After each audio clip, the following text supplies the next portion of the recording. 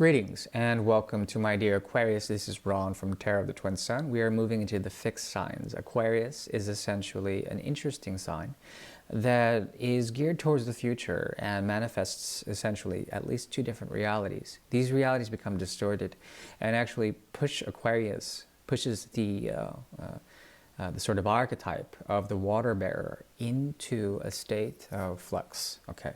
Meaning that you are not totally available. There's something about you that is quite independent from other relationships, and in fact, you would seek out people who respect this about you, okay? Meaning that they're willing to give you your freedom, your ability to go through abstract realms of representation of the evolution of humanity, okay?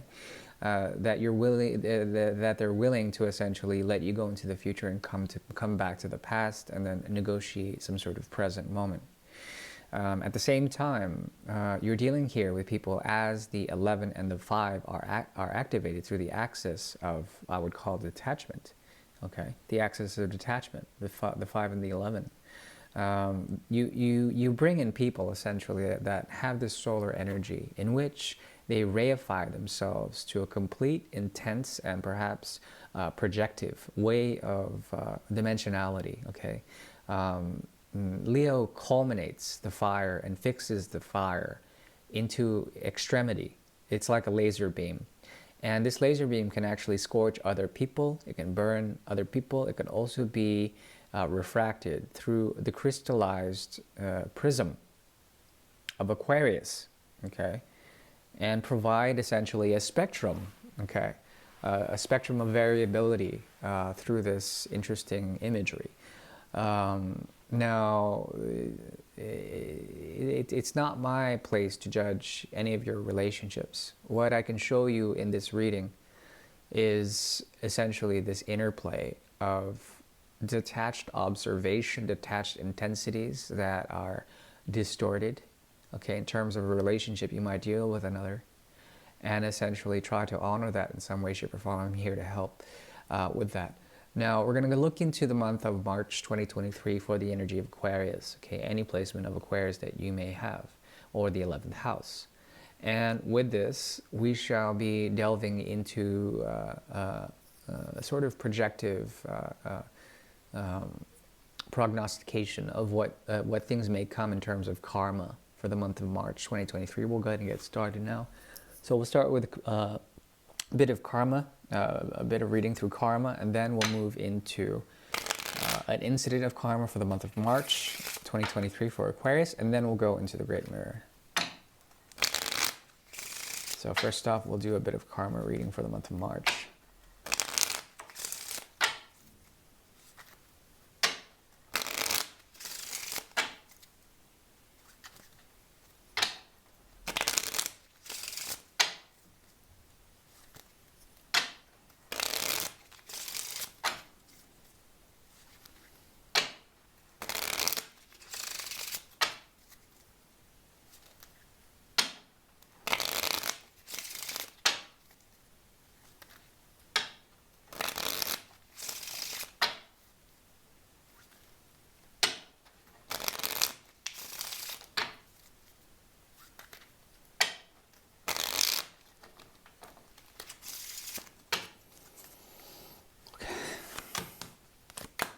Okay, so in terms of Aquarius, in terms of month of March 2023, I do see here a possibility for your heart's desire, whether that's love or creativity or some sort of intuitive power, structuring of power. There's also a possibility. What I see here is the Holy Grail emerging, okay? Now the ideas and the concepts tying around to Grail lore as well as Grail legacy. The irony is that the Grail is always missing, and that is where the quest for the Grail, the Holy Grail, the holiest of the holies, essentially comes in. The Holy Grail is also reliquary, okay, reliquary, meaning that it is antiquated. It's something that is like lost. It has a lot of meaning, cultural meaning to it, and perhaps this is the way you perceive love as it is now. It is something archaic. It's something old by design, okay? Perhaps it's something that you've avoided for some time. But there we have it. March is going to be interesting in that the laurels you'll be receiving are tied to this idea and this conception of love and the deep reified intensities that may push you into different modes of behaving. One of those modes is particularly tied to the Eight of Cups. Okay, there may be a moment in which you are tempted, intensely tempted to do something. Okay, about what's given to you, which is essentially a point of realization. Okay. Now the funny thing is that it might trigger you to actually push forward the Fool's journey, or perhaps the Hermit's journey, or perhaps some element of Cancer. The behavioral characteristics of Cancer essentially push one to the inner path in order to see the mountains and to scale the mountains of something in terms of true inspiration to do something. So I do see here some kind of musing going on, amusement, musing, music. There's something harmonious about that month, this month in particular, okay, that will be representative of your past efforts. Now, you may have been juggling at least 2 different projects, 2 different relationships, 2 different ways of making money. There also is a possibility of trying to find a nexus in your rituals, trying to see how your everyday behavioral characteristics have essentially promoted this period of self-realization through the Ace of Cups, okay? Furthermore, the Seven of Cups is indicative of Scorpio, okay? And the Eight of Cups is indicative of Cancer. There is the path to liberation here, and there is a hidden truth that the King of Swords holds that can be seen as a conversion, okay, from water to fire, okay?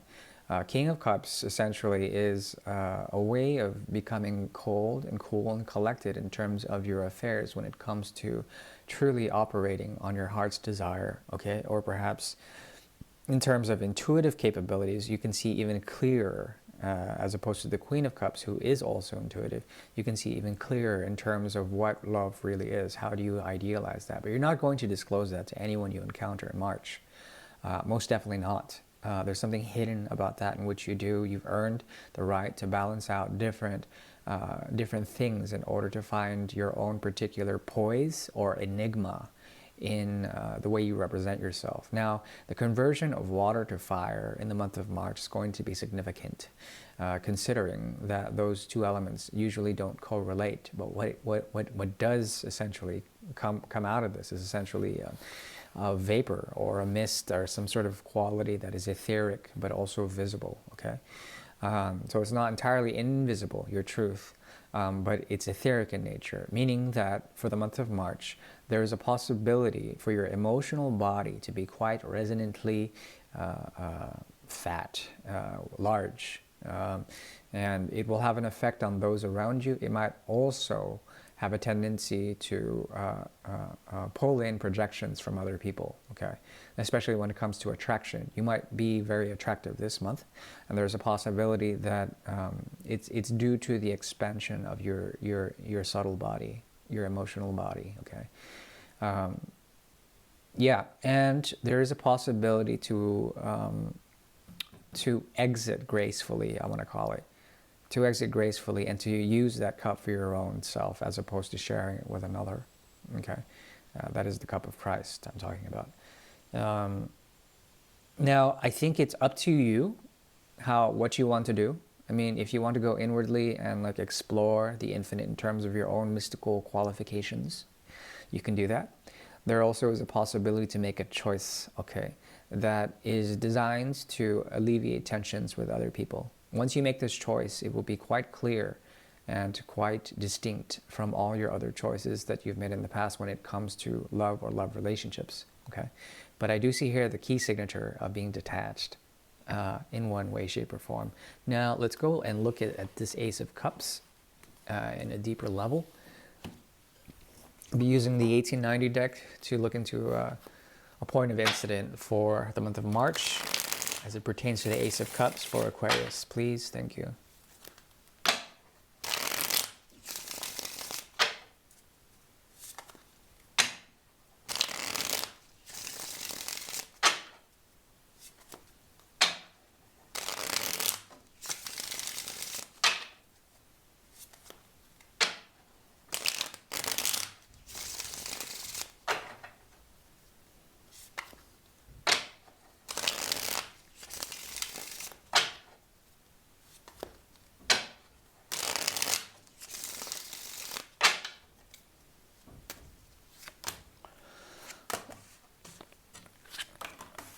Okay, so you're dealing with someone here. Um, yeah, that you may have romanced the pants off of, inadvertently so. In this situation, you represent someone who follows an old way of doing things, a tradition. Okay, when it comes to romance, let's say if this is a romantic reading, when it's tied to the Ace of Cups, it may be that you follow a form of romance that is old school. The formula is old school. However, there is a death sequence here that has occurred, okay?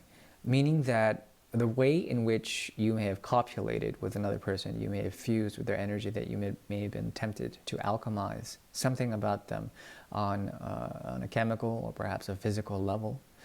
You've done so rightly. At the same time, you've done so in order to preserve a tradition, okay, of fusion through another by, sort of dealing with them on that level. It doesn't have to be so. It doesn't mean that you've gone and executed something in terms of a physical connection with this person. It could also mean that you've impressed them in such a way.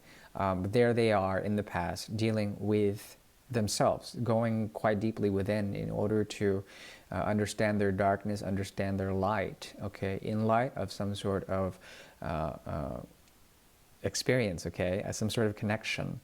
What is triggered here is a death sequence that is regenerative in nature, and perhaps you've already gone through this. There's something about you bringing back an old school way of conveying love, if you will, conveying romance in a tradition, okay, in a traditional sense. At the same time, you were called to go back to this person and help them, to motivate them, to be an example, to lead them in some sort of way. And where this is leading is something that is unconditional.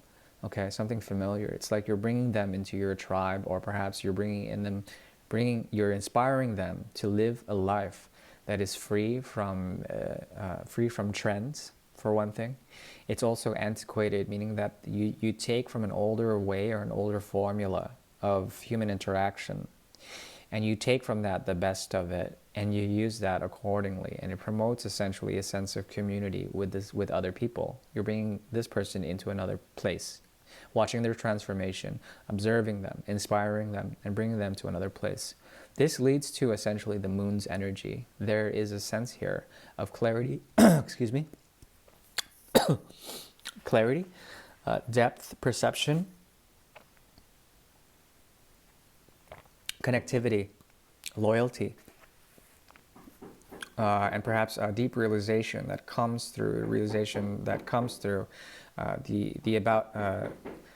the way of eclipsing each other, or perhaps doing something in terms of excuse me, coming into a place of eclipsing or harmony. Anyways, I'll be right back.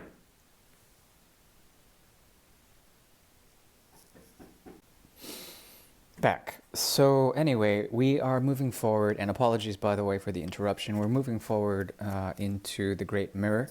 The Great Mirror is a 9-card spread devised by the Order of the Twin Sun to see particular karmas of resonance and transformation that occur through a significant other for the energy of Aquarius. Now, the interesting thing is that Aquarius is actually the embodiment, the physical embodiment of what is going on a global and interstellar sort of movement on an evolutionary scale, okay? When we talk about root races and the sort of the progression of the evolutionary curve in terms of human expansion into the divine, into the celestial, we are at a point in which we are pushing forward our agenda as a root race, okay? As an incarnation of a significant race of human individuals that are coming together collectively through the 11th house and the age and auspice of Aquarius to explore the infinite in terms of parallels to our own worldliness, parallels to our earthliness, okay? So let that, sort of be the conduit of that which we're reading for. And this 9-card spread, known as the Great Mirror, is essentially a tool to see how relationships will play out for Aquarius, and in particular for the month of March, for the age of Aquarius, how one relationship may be affecting you for this sort of temporality of time and space. Let's go ahead and move forward.